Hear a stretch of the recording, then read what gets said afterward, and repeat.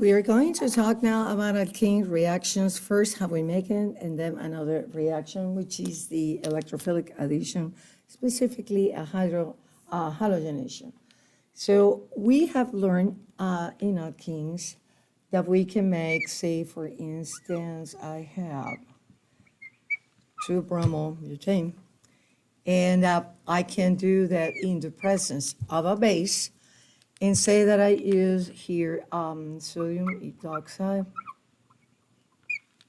and I will produce an E2 elimination. So say that I have that is positive, negative, taking that electron, the proton, and you will do that, and you will make the following alkane.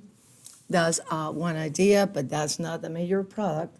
The major product, this is what we call the Hoffman product, a terminal. This is a monosubstituted alkene. We're going to be focusing, if you look at this to carbon, here there's no substituent, here there's one. That's why we say it's monosubstituted.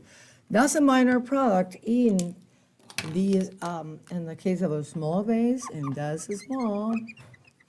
The major product is not that, it's actually what we call decisive. So say that I have ethoxide, and I'm going to get one of these hydrogens, and now I'm making the following product.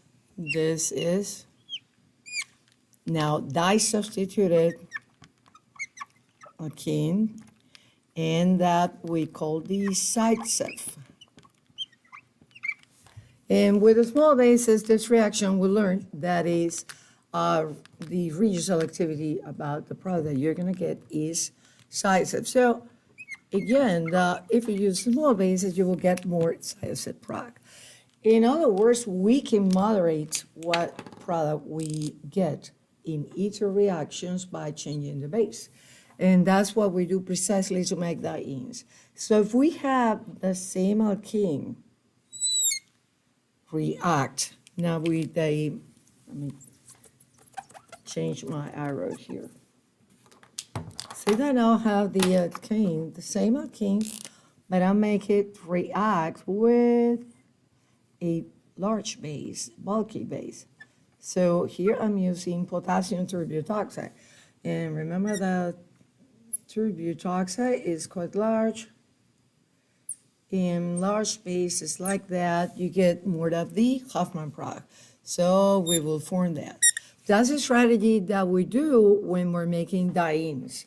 So now if you're having the following structures, so now that was 2-bromobutane, and now I'm having a dihalide.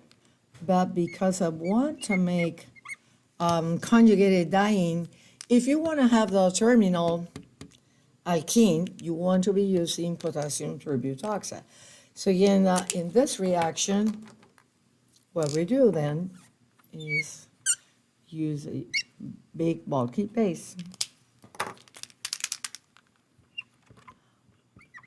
Okay.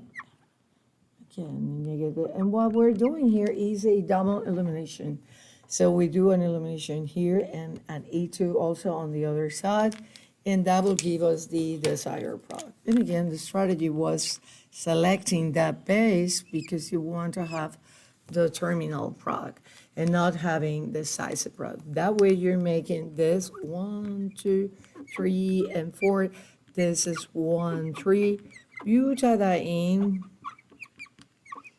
and that is conjugated. Double, single, double. Okay, so that's the strategy we use. Now we're going to be talking in another video of electrophilic additions on diene.